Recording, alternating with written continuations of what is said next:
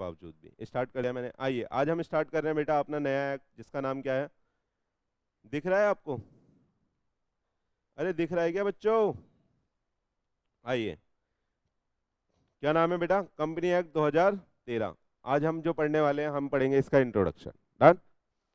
हमने 2 एक्ट खत्म कर लिए, कौन कौन से? इंडियन कॉन्ट्रैक्ट एक्ट और सेल्स ऑफ गुड्स एक्ट। आज कंपनी एक्ट की शुरुआत हो रही है, ये भी जल्दी ही खत्म हो जाएगा। चले, आपको कुछ पता है कंपनी एक्ट के बारे में? किसी को भी? हाँ? नहीं? हम्म। आपने कंपनी की अकाउंटिंग तो पढ़ी है बचपन में? अरे आपने क्या कंपनी की अकाउंटिंग पढ़ी है? हाँ, शेड्यूल 3 पढ़ा होगा आपने। शेड्यूल 3 में आप क्या बनाते थे? बैलेंस शीट और पीएनएल अकाउंट पढ़ा था। वो इस एक्ट ने ही बोला है इसलिए आप बनाते थे। वो इस एक्ट ने बोला है इसलिए आप बनाते थे उस फॉर्मेट में। ठीक। तो इस एक्ट को हम डिटेल में जाके पढ़ेंगे बेटा। ये इंडिया का सबसे बड़ा एक्ट है। इसमें 470 सेक्शन है। कितने सेक्शन? 470 सेक्शन। प्लीज बच्चे, कितने सेक्शन है? कितने? 4000? 470 सेक्शन है इसमें, और 7 शेड्यूल है, 29 चैप्टर है टोटल। ध्यान से सुन लेना प्लीज, आज आपका इसका बेस बनेगा। प्लीज ध्यान से सुन लेना, ये वाला जो एक्ट है आप इंटर में भी पढ़ोगे और सीए फाइनल में भी पढ़ोगे। फाउंडेशन में भी, इंटर में भी, फाइनल में भी इसे ब्रेक करा हुआ है। और पूरा एक्ट आप फिर जब पूरा कोर्स हो जाएगा तो आपका ये पूरा एक्ट खत्म हो जाएगा। ब्रेक करके डाला हुआ है। कुछ चैप्टर फाउंडेशन में डाल दी बेसिक अंडरस्टैंडिंग के लिए, कुछ चैप्टर इंटर में डाले, कुछ चैप्टर फाइनल में डाले। ठीक है। तो दुनिया का सबसे बड़ा, दुनिया का नहीं, हमारे इंडिया का सबसे बड़ा एक्ट है। बहुत ज़्यादा इम्पॉर्टेंट भी है मेरे बच्चे, बहुत ज़्यादा इम्पॉर्टेंट भी है प्रैक्टिकल पॉइंट ऑफ व्यू से और आपकी प्रैक्टिकल लाइफ में। कल को जब आप सीए बन जाओगे तो आपको इस एक्ट के बारे में पता होना चाहिए, तभी आप अपने जो भी सीए के प्रोफेशनल असाइनमेंट होते हैं वो कंप्लीट कर पाओगे। ठीक है। अगर मान लो आप ऑडिट में जाओगे तो आपको पता होना चाहिए क्या क्या कंपनी एक्ट की कंप्लायंसेस होती हैं, है ना? आप किसी कंपनी का कोई भी काम कर रहे होगे तो उस पर इसकी कंप्लायंसेस लगेगी और आप उसको चेक करोगे इस एक्ट के अकॉर्डिंग काम हो रहा है या नहीं हो रहा। आ रहा है समझ में? आइए तो बात कर लेते हैं बेटा, ये कौन सा एक्ट है? Company act 2013। इससे पहले जब हम स्टूडेंट थे हमने पढ़ा था कंपनी एक्ट 1956। सही है। तो 2013 में बेटा इसको चेंज करके नया कर दिया गया। ऐसा लगा, लॉ मेकर को ऐसा लगा कि there is a need for amendment, कि यहाँ पे बहुत सारा बड़ा अमेंडमेंट होना चाहिए, तो उन्होंने पूरा का पूरा एक्ट ही चेंज कर दिया। पहले ना 1956 में बेटा, सुनिएगा ध्यान से, 1956 में जो प्रोविजन थे यहाँ पे, उसमें ना लोगों को वाइट कॉलर क्राइम के लिए जेल नहीं होती थी, मतलब बच जाते थे लोग। क्या होता था? लोग बच जाते थे। लेकिन कंपनी एक्ट 13 ने एक नया सेक्शन निकाला 447। इसको आप पढ़ोगे जब आप बड़े हो जाओगे, थोड़ा बहुत यहाँ पे भी होगा। तो इसने बोल दिया कि भैया अगर आप वाइट कॉलर क्राइम भी करोगे तो वो भी नॉन बेलेबल होगा, वो भी नॉन बेलेबल होगा और आपको वहां पे बेल नहीं मिलेगी। सही है। और उसमें आप जेल के अंदर ही जाओगे। तो इन्होंने काम करा 1956 में, कॉर्पोरेट गवर्नेंस कम था, इन्होंने यहाँ पे कॉर्पोरेट गवर्नेंस को बढ़ाया। और जो माइनॉरिटी शेयर होल्डर होते हैं उनके इंटरेस्ट पे भी काम करा। ठीक है। ऐसे लोगों के लिए इन्होंने प्रोविजन डाले जो लोग वाइट कॉलर क्राइम करते हैं, ताकि हम कर्ब कर सकें, उन क्राइम को रोक सकें। समझ में आ रहा है? हाँ, उन क्राइम को हम रोक सकें, इसके लिए इन्होंने यहाँ पे बहुत सारे प्रोविजन ऐड करे। जैसे एक आपके साथ शेयर करूंगा, जैसे एक प्रोविजन है विशल ब्लोअर का। विशल ब्लोअर का मतलब क्या होता है? विशल ब्लोअर का मतलब होता है सीटी बजाना, सीटी बजाने वाला।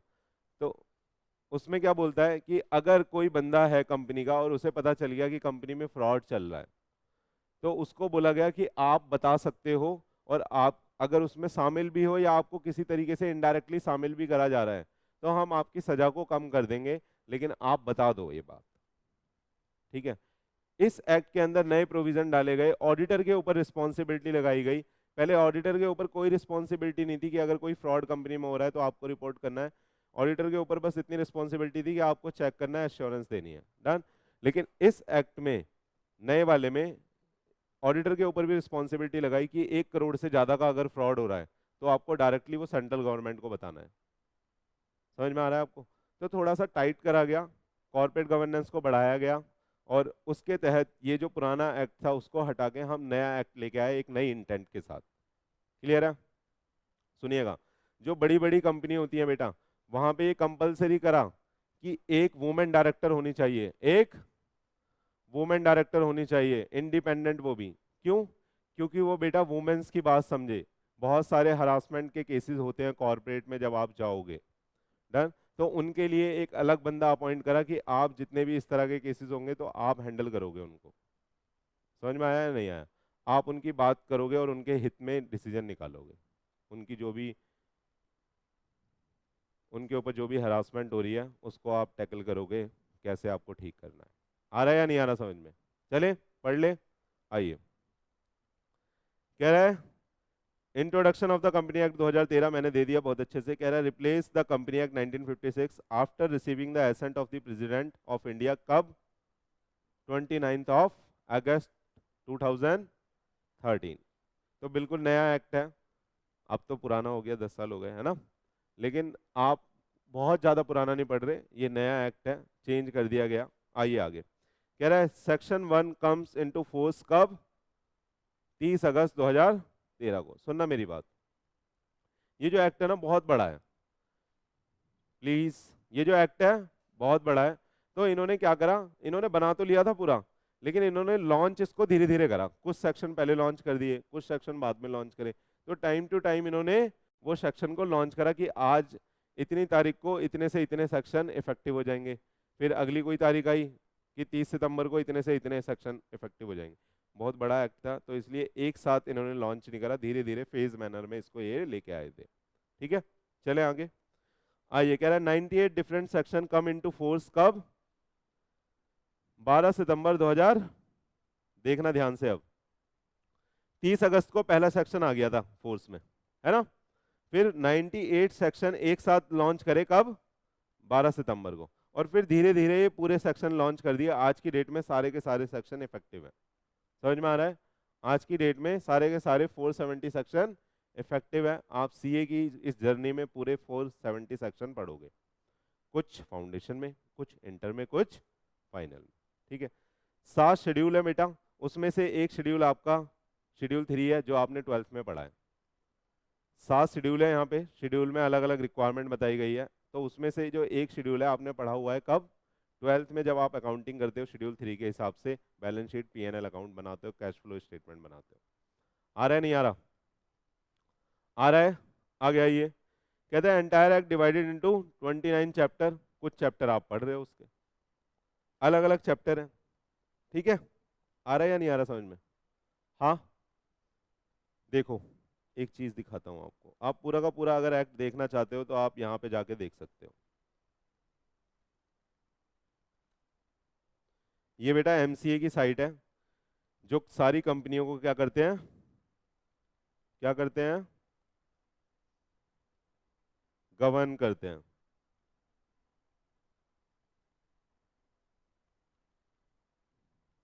एक सेकेंड,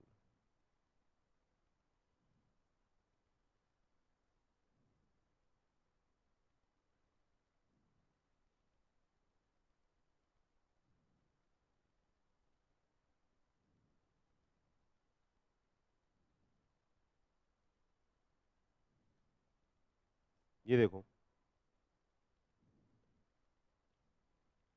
यहाँ पे देखो सारे एक्ट है। ये रहा कंपनी एक्ट 2013। ये देखो ये सारे चैप्टर हैं इसके बेटा, दिख रहा है कुछ कुछ? चैप्टर 1, चैप्टर 2, चैप्टर 3, ऐसे 29 चैप्टर है। दिख रहा है? तो आप इस साइट पे जाके, यहाँ ई बुक में जाके आप देख सकते हो, सारे के सारे चैप्टर यहाँ पे आपको मिल जाएंगे। लेकिन आपको यहाँ पे जाने की जरूरत ही नहीं है, क्योंकि आपके लिए मैं बना के लाया हूँ। ये देखो ये बताता है कहाँ कहाँ लगेगा, डेफिनेशंस। फिर ये अगला चैप्टर है इनकॉर्पोरेशन ऑफ कंपनी कैसे होता है। डन। ऐसे 29 चैप्टर पूरे एमसीए की साइड पे हैं। एमसीए कौन होता है? मिनिस्ट्री ऑफ कॉर्पोरेट अफेयर्स, जो सारी कंपनी को गवर्न करता है। सेंट्रल गवर्नमेंट की एक बॉडी है जो कंपनियों के ऊपर गवर्निंग बॉडी बिठाई हुई है। आ रहा है? चलें आगे। आइए, आप पहली बार पढ़ रहे हो ये वाला एक्ट, इसलिए आपका बैकग्राउंड क्रिएट कराना जरूरी है। सुनिएगा, ऑब्जेक्टिव भी मैंने आपके साथ डिस्कस कर लिया। कह रहा है ऑब्जेक्टिव क्या है कंपनी एक्ट 13 का? इंप्रूव करना क्या बेटा? Corporate governance. कॉर्पोरेट गवर्नेंस का मतलब क्या होता है? जितनी भी कंपनियां हैं वो ऑर्गेनाइज मैनर में चले। जितनी भी कंपनियां हैं वो ऑर्गेनाइज मैनर में चले, कुछ भी मिस स्टेटमेंट ना करें, कुछ भी ऑपरेसिव ना करें, कुछ भी फ्रॉड ना करें, यानी वो एक अपनी कॉर्पोरेट सोशल रिस्पॉन्सिबिलिटी को भी लेके चले। उसको क्या बोलते हैं हम? Corporate governance. यानी मैं कंपनी हूं, मैंने पब्लिक से, ये तो आपको स्ट्रक्चर पता ही होगा ना, बताओ। मैं कंपनी हूं, कंपनी क्या करती है बेटा? बहुत सारे शेयर होल्डर से पैसा उठाती है। अरे बोलो, बहुत सारे an number of share holder होते हैं। आ रहे? 5-6 नहीं होते, बहुत सारे होते हैं। पब्लिक कंपनी एज्यूम करो, उसने पैसा उठाया है यहाँ पे, और यहाँ पे बहुत सारा एक पैसा आ गया, और उस पैसे को कुछ डायरेक्टर्स मिलके बेटा यूज करके कंपनी के लिए प्रॉफिट बनाते हैं। कंपनी के लिए प्रॉफिट बनाते हैं, और वो प्रॉफिट हम शेयर होल्डर में बांटते हैं। आ रहा है या नहीं आ रहा समझ में? तो सुनना, कंपनी इस इंटेंट के साथ अच्छे से चले, उस चीज को क्या बोलेंगे हम? Good corporate governance. आ रहा है? जैसे मैंने आपको एक प्रोविजन बताया विसल ब्लोअर का, ये किसके तहत आया? ताकि कॉर्पोरेट गवर्नेंस अच्छे से चल सके। अगर कोई फ्रॉड चल रहा है तो जो विसल ब्लोअर है उसको अगर पता चला तो वो बता दे। एक मैंने आपके साथ डिस्कस करा ऑडिटर की रिस्पॉन्सिबिलिटी का। ऑडिटर के ऊपर रिस्पॉन्सिबिलिटी डाली गई कि अगर आपको कोई फ्रॉड मिलता है 1 करोड़ तक का, वो आपको सीधा सीधा रिपोर्ट करना है। किसको? सेंट्रल गवर्नमेंट को। तो ये हम किस लिए डाल रहे हैं ऐसे प्रोविजन? ताकि हम कॉर्पोरेट गवर्नेंस को बढ़ा सके, हमारा जो कॉर्पोरेट के अंदर व्हाइट कॉलर क्राइम है उसको रोक सके। आ रहा है नहीं आ रहा? बोलो बोलो। नहीं? चले आइए। कह रहा है सिंप्लीफाई द रेगुलेशन। ये क्या पढ़ रहे हैं हम? कंपनी एक्ट के ऑब्जेक्टिव। जो कंपनी एक्ट 13 नया आया उसके क्या क्या ऑब्जेक्टिव थे? पहला बताया इंप्रूव करने के लिए कॉर्पोरेट गवर्नेंस। दूसरा बताया सिंप्लीफाई करने के लिए रेगुलेशन, यानी बहुत सारे नए फॉर्म्स आए बेटा। पहले जो फॉर्म होते थे वो ट्रेडिशनल तरीके से भरे जाते थे, इसमें बहुत सारे हमने कंपनी इनकॉर्पोरेट करने का एक नया तरीका निकाला। सही है? और जितने भी कंप्लायंस के फॉर्म होते हैं वो धीरे धीरे पढ़ेंगे आपको समझ में आएगा। जितने भी कंप्लायंस के फॉर्म होते हैं जो कंपनी को फाइल करने होते हैं एमसीए के पास, उसको हमने सिंप्लीफाई करा, उसको हमने सिंप्लीफाई करा। कह रहा है strengthen the interest of minority investor. भैया इसमें प्रोविजन डाले गए कि माइनॉरिटी जो इन्वेस्टर हैं आप उनकी बात भी सुनोगे। जो माइनॉरिटी इन्वेस्टर है आप उनकी बात भी सुनोगे। माइनॉरिटी इन्वेस्टर कौन होते हैं बताना? छोटे इन्वेस्टर। जैसे मान लो बहुत सारे लोग हैं, अब सुनना, इन्वेस्टर बहुत सारे लोग हैं, 95% एक साथ आ गए, वो एक ग्रुप ने खरीद लिया, और 5% अलग है। तो इन 5% वालों को हम क्या बोलेंगे? Minority interest. समझ में आ रहा है? तो जो माइनॉरिटी इंटरेस्ट की भी बात सुनी जाए, इसके प्रोविजन यहाँ पे डाले गए। धीरे धीरे टाइम टू टाइम वो हम पढ़ेंगे। चलें आगे। समझ में आया? आगे बोलता है legislate the role of whistle blower. Whistle blower पढ़ लिया, बता दिया। तो इन्होंने एक रोल नया डाला विसल ब्लोअर का कि अगर भैया कहीं पे भी फ्रॉड मिलता है सीटी बजा के बताओ। विसल ब्लोअर का मतलब है कि आप बेसिकली उसको बताओ, ठीक है? आप उस फ्रॉड को सामने लाओ। अगर आपको इनडायरेक्टली उसमें शामिल करा गया है तो हम आपकी सजा को कम करा देंगे। आ रहा है समझ में? ऐसा होता है, फिल्मों में देखते हो ना आप। वो कहता है कि तू हमारी साइड आ जा, गवाही दे दे, हम तेरी सजा के बारे में सोच लेंगे, तुझे रिहाई दे देंगे।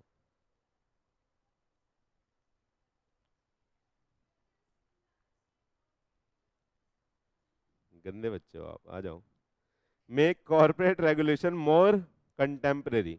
तो कह रहा है हमने कॉर्पोरेट रेगुलेशन को ज़्यादा कंटेम्परेरी बताया, बनाया, सिंप्लीफाइड करा ताकि लोगों को समझ में आए। आ रहा है या नहीं आ रहा? चलें आगे। चलें आगे क्या? हाँ। अब कहता है एप्लीकेबिलिटी की बात करते हैं। कह रहा है कंपनी एक्ट 13 भैया किस किस, किन किन लोगों पे, किन किन कंपनी पे लगता है? क्या बोल रहा है? Applicability of company act 2013। तो कह रहा है भैया ये एक्ट लगेगा किस पर, आप बताओ, सोचो सोचो। आपके घर के कानून किसके ऊपर लागू होते हैं? तो कंपनी एक्ट किस पे लागू होगा? कंपनी पे। देखो कह रहा है company incorporated under this act, कह रहा है कंपनी एक्ट तेरा किस पे लगेगा? जो कंपनी इनकॉर्पोरेट हुई है इस एक्ट के अंदर और under previous company law, that is company act 19। समझ में आया? आगे चले। फिर कहता है इंश्योरेंस कंपनी पे भी ये लगेगा, ये इंश्योरेंस कंपनी पे भी लगेगा, except where the provision of said act is inconsistent with the provision of IRDA act. सुनिएगा मैं समझा देता हूं। कह रहा है अगर कोई इंश्योरेंस कंपनी है, यानी कोई इंश्योरेंस का धंधा कर रहा है कंपनी बना के, यानी उसके पीछे या तो प्राइवेट लिमिटेड या वर्ल्ड लिमिटेड लगा हुआ है, प्राइवेट लिमिटेड या वर्ल्ड लिमिटेड लगा हुआ है उसके नाम के पीछे, यानी जो उसने, सुनिएगा, जब प्लीज इधर, जब आप कोई भी धंधा करते हैं, आप कोई भी एंटिटी बनाते हैं, कोई भी फर्म बनाते हैं, कोई भी कंपनी या ऑर्गेनाइजेशन को रजिस्टर करते हैं, तो आपको चुनना होता है कि आप किस चीज में रजिस्टर करोगे। आप उसे पार्टनरशिप बनाओगे, आप उसे सोल प्रोप्राइटरशिप बनाओगे, आप उसे कंपनी बनाओगे, आप उसे LLP बनाओगे, समझ में आ रहा है, या आप ट्रस्ट बना के काम करोगे। तो कह रहा है अगर आपने इंश्योरेंस का धंधा चालू करा और आपने उसे कंपनी एक्ट में रजिस्टर कराया, तो वो भैया उस इंश्योरेंस कंपनी के ऊपर भी कंपनी एक्ट लगेगा, उस इंश्योरेंस कंपनी के ऊपर भी कंपनी एक्ट लगेगा, लेकिन उतना ही जितना वो इनकंसिस्टेंट ना हो IRDA एक्ट से। समझ में आया? IRDA एक्ट क्या बोलता है? ये insurance regulatory development authority act होता है, जिसमें जो गवर्निंग बॉडी है सारी इंश्योरेंस कंपनी की। तो कह रहा है अगर इनकंसिस्टेंट होगा IRDA एक्ट से तो वहां पे IRDA एक्ट लग जाएगा। समझ में आया? कुछ प्रोविजन अगर ऐसे हैं जो हमारे IRDA एक्ट से इनकंसिस्टेंट हैं, वहां पे IRDA एक्ट लग जाएगा, अदरवाइज पूरा का पूरा कंपनी एक्ट हमारी इंश्योरेंस कंपनी के ऊपर भी लगेगा। समझ में आया? समझ में आया क्या? अरे बोलो। आगे चलिए। कह रहा है बैंकिंग कंपनी के ऊपर भी लगेगा। क्या कह रहा है? बैंकिंग, कोई एक बैंकिंग कंपनी का नाम बताइए प्लीज। बैंकिंग कंपनी का नाम, SBI नहीं है, कंपनी एक्ट में जो रजिस्टर्ड हो। Axis bank limited, axis bank limited, इसके पीछे बेटा लिमिटेड लगा हुआ है, यानी ये कंपनी एक्ट में रजिस्टर्ड है। HDFC बैंक लिमिटेड भी रजिस्टर्ड है, HDFC बैंक लिमिटेड। समझ में आया? कोटक का पता नहीं मेरे को, लेकिन ये है। सुनना, आप नाम पे ध्यान देना, उसके नाम के पीछे ना लिमिटेड लगा हुआ है, तो उससे हमें समझ में आ जाता है कि वो कंपनी एक्ट में रजिस्टर्ड है। अगर कोई बैंकिंग ऑर्गेनाइजेशन कंपनी एक्ट में रजिस्टर्ड है तब तो हम उसे बैंकिंग कंपनी बोलेंगे, और उस बैंकिंग कंपनी के ऊपर भी हमारा कंपनी एक्ट 2013 लगेगा। समझ में आया? लेकिन फिर से वही लाइन लिखी हुई है, देखो यहाँ पे कह रहा है except where the provision of act said act is inconsistent with the provision of banking regulation act 1949। लेकिन वहां पे नहीं लगेगा जहां पे हमारे प्रोविजन इनकंसिस्टेंट हो रहे होंगे with the banking regulation act 1959। सुनिएगा ध्यान से, जितने भी ये एक्सेप्ट वाला बात लिखी हुई है, ये बेटा स्पेशल एक्ट है जो इस स्पेशल ऑर्गेनाइजेशन के लिए बने हुए हैं। जैसे बैंकिंग रेगुलेशन एक्ट किस लिए बना है बताइए? बैंकों को रेगुलेट करने के लिए। IRDA एक्ट किस लिए बना है? Insurance regulatory development authority act किस लिए बना है बताइए? इंश्योरेंस को रेगुलेट करने के लिए। तो ये वाले जो स्पेशल एक्ट हैं वो तो इन पे लगेंगे लगेंगे, इनके साथ इनके ऊपर कंपनी एक्ट भी लगेगा। समझ में आ रहा है? लेकिन कह रहा है वहां पे नहीं लगेगा जहां पे हमारे प्रोविजन इनकंसिस्टेंट हो रहे हैं with the banking regulation act या फिर IRDA एक्ट। समझ में आ रहा है? अगर इनकंसिस्टेंट हो रहे हैं तो वहां पे उस स्पेशल एक्ट के प्रोविजन प्रिवेल करेंगे। क्लियर है? बोलिएगा, क्लियर है यहां तक? बोलो बच्चों यार, चले आगे। हम्म? और किस पे लगता है? आइए आइए आइए। अगला कहता है कंपनी इंगेज इन जनरेशन और सप्लाई ऑफ इलेक्ट्रिसिटी। कंपनी कहां पे इंगेज है मेरे बच्चे? कंपनी इंगेज इन, बोलो यार, कंपनी इंगेज इन जनरेशन और सप्लाई ऑफ इलेक्ट्रिसिटी। आपको एग्जाम्पल दे देता हूँ टाटा पावर का, ठीक है। इसको छोड़ो, दिल्ली में कौन कौन रहता है उसको पता होगा। BSES की बिजली आती है वहाँ पे, BSES की बिजली आती है, तो उसका नाम क्या है जो ईस्ट दिल्ली वाले हैं? BSES यमुना लिमिटेड, बोलो। BSES यमुना लिमिटेड है, अरे बोलो। नहीं सर हमें नहीं पता, भाड़ में जाए बिजली, पापा भरेंगे बिल, केजरीवाल देंगे बिजली, हमें कोई मतलब नहीं है। हाँ BSES तुम्हें पता ही नहीं है। BSES यमुना लिमिटेड भी बेटा एक कंपनी है जो कंपनी एक्ट में रजिस्टर्ड है, जो आपके यहाँ बिजली सप्लाई कर रहे हैं दिल्ली के अंदर, है ना।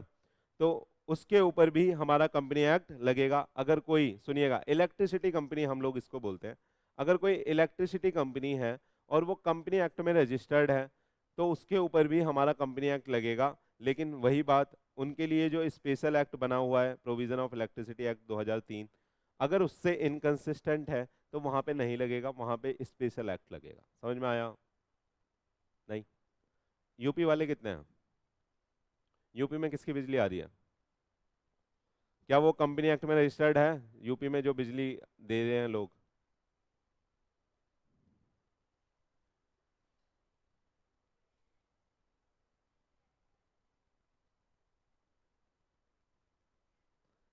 बोलो।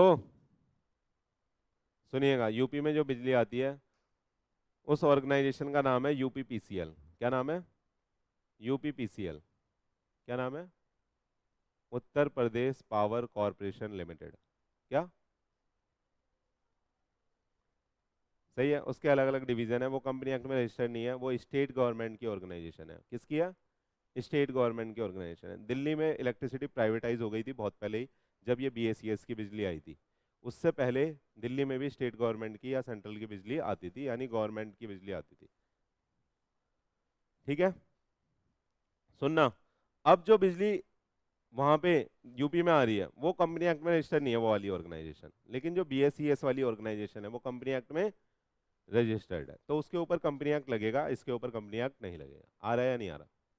चले आगे।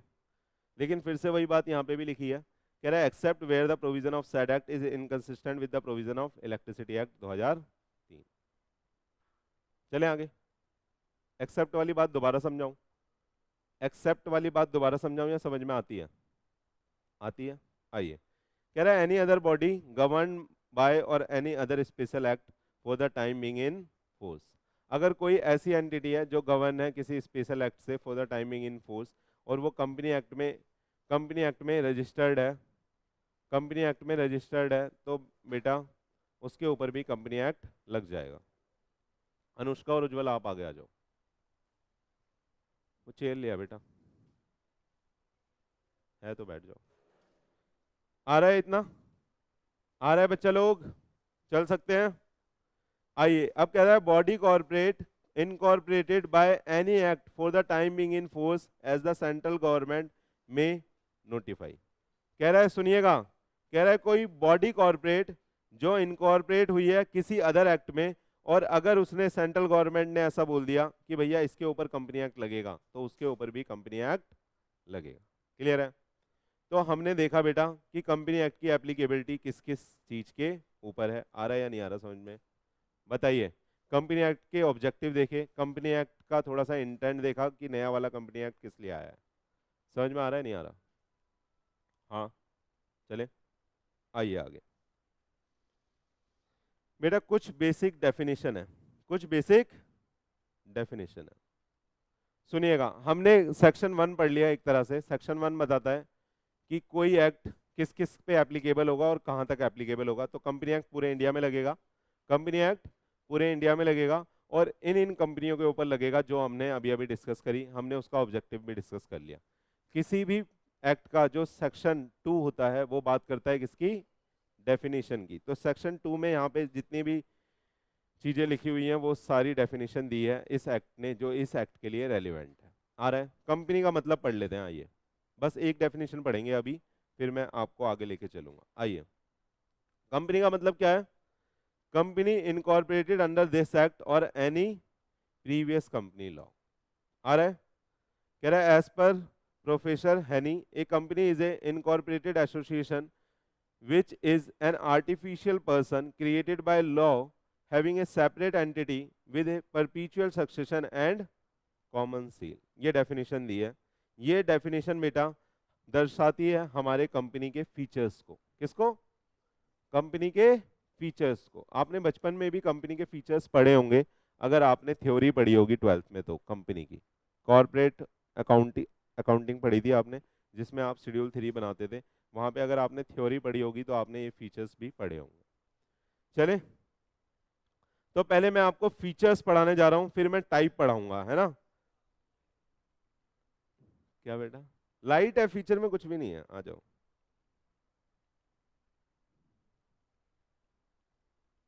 कह रहे सर आप तो सॉफ्ट ड्रिंक के साथ हार्ड ड्रिंक पिलाने लगे। आइए, क्या पढ़ रहे हैं बेटा? Features of A company. Features of A company क्या होता है देखना। कह रहा है आर्टिफिशियल पर्सन है ये एक, ये जो हमारी कोई भी जो कंपनी बनती है ना बेटा, वो क्या होती है? एक पर्सन होती है, यानी वो सारी चीजें वो कर सकती है जो आप कर सकते हो। कंपनी सारी चीजें वो कर सकती है जो आप कर सकते हो, बस वो नहा धो खा पी नहीं सकती। बस वो कंपनी में नहाएगी, सुबह उठ के पूजा करेगी, हाँ, खाएगी खाना, आप बोलो। तो इसलिए इसने क्या बोला? पर्सन तो है लेकिन आर्टिफिशियल पर्सन है। समझ में आया? नहीं?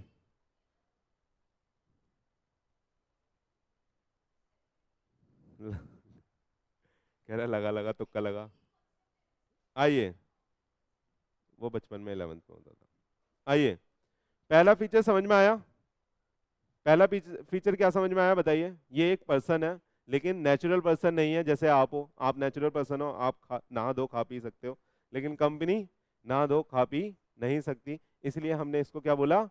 आर्टिफिशियल पर्सन है। क्या सर कंपनी कुछ खरीद सकती है? हाँ खरीद सकती है। क्या सर कंपनी लोन ले सकती है? हाँ सर ले सकती है। क्या सर कंपनी किसी के ऊपर सूट फाइल कर सकती है? हाँ सर कर सकती है। क्या सर कंपनी के ऊपर कोई सूट फाइल कर सकता है? हाँ सर कर सकता है।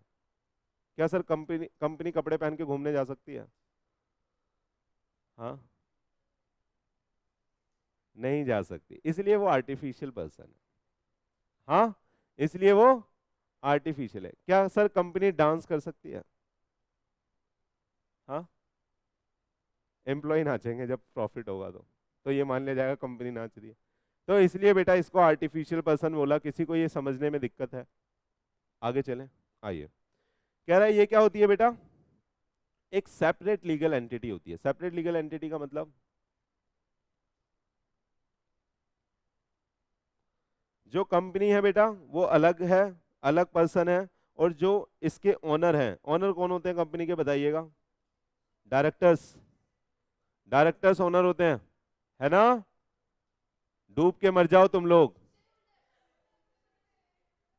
सर कंपनी के ओनर्स होते हैं उसके शेयर होल्डर्स। हिंदी में इसको बोलते हैं अंशधारी। क्या बोलते हैं? अंशधारी। अंशधारी समझते हो? जिसको कंपनी का कुछ अंश मिला हुआ है, जिसको कंपनी का कुछ शेयर मिला हुआ है। समझ में आ रहा है? तो शेयर होल्डर कौन होते हैं? इसके ओनर होते हैं। तो सर डायरेक्टर कौन होते हैं बताना? डूब के मर जाओ। तो सर डायरेक्टर कौन होते हैं? बोलो। डायरेक्टर बेटा एक तरह से कंपनी के लिए मैनेजर होते हैं। क्या होते हैं? Manager, who manage the company. Persons who manage the company is called director. आ रहा है नहीं आ रहा समझ में? डायरेक्टर शेयर होल्डर के बिहाफ पे उस कंपनी को मैनेज करते हैं और उससे प्रॉफिट कमा के शेयर होल्डर्स को देते हैं। समझ में आ रहा है? तो रियल ओनर कौन? शेयर होल्डर, है ना? डायरेक्टर नहीं होते। डायरेक्टर कौन होते हैं? कंपनी के मैनेजर्स, एक तरह से वो कंपनी को मैनेज करते हैं। चलें आगे, सुनिएगा सुनिएगा प्लीज। बात कर रहे हैं किसकी? सेपरेट लीगल एंटिटी की। किसकी बात कर रहे हैं? कह रहा है ये एक अलग एंटिटी है। सुनिएगा, ये एक आर्टिफिशियल पर्सन है। जो कंपनी है बेटा वो आर्टिफिशियल पर्सन है, तो ये एक अलग एंटिटी है, और जो ओनर है इसके, ये लोग अपने आप में अलग एंटिटी है। समझ में आ रहा है या नहीं आ रहा? हाँ, समझ में आ रहा है या नहीं आ रहा? बोलो। आ रहा है? तो इसको बेटा in the I of law एक अलग बंदा माना जाता है, इसको in the I of law एक अलग बंदा माना जाता है। आ रहा है समझ में आपको? जैसे कल को अगर कंपनी के ऊपर कोई केस फाइल होता है, कल को अगर कंपनी के ऊपर केस फाइल होता है, तो कंपनी को अलग से उसकी पार्टी बनाया जाएगा, कंपनी को अलग से पार्टी टू केस बनाया जाएगा, और जो उसमें एम्प्लॉय, डायरेक्टर, शेयर होल्डर अगर वो उस कोल्यूजन में शामिल होंगे तो उनको अलग पार्टी बनाया जाएगा। समझ में आ रहा है?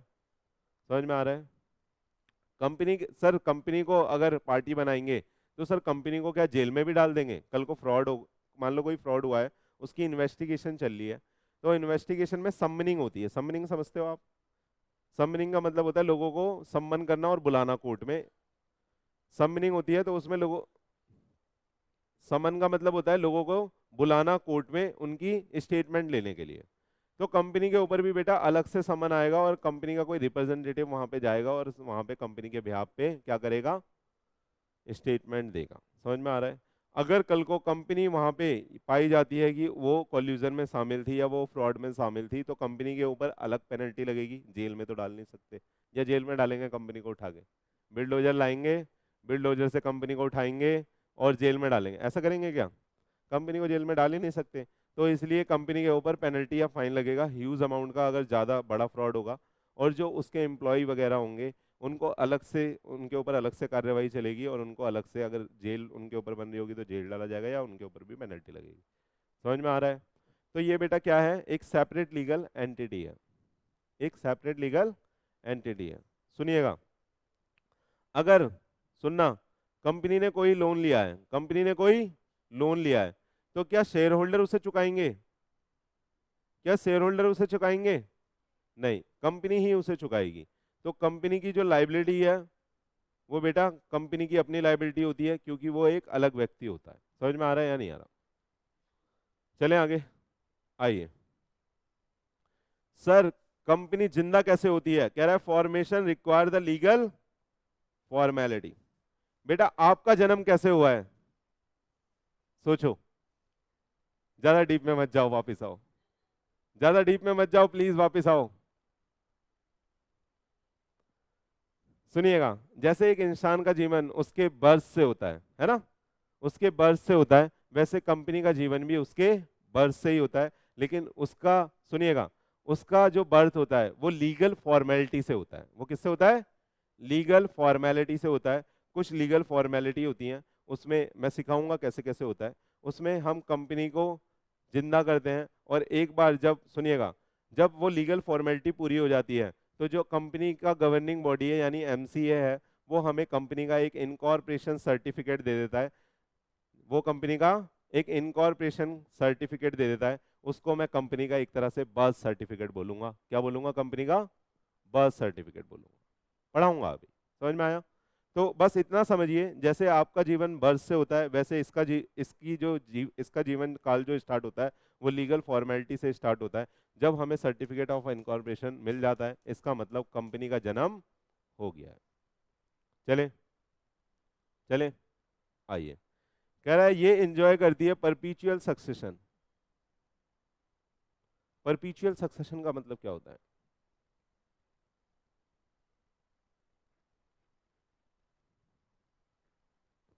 कोई बताएगा परपीचुअल सक्सेशन का मतलब क्या होता है? सर ये एंजॉय करती है परपीचुअल सक्सेशन। हाँ,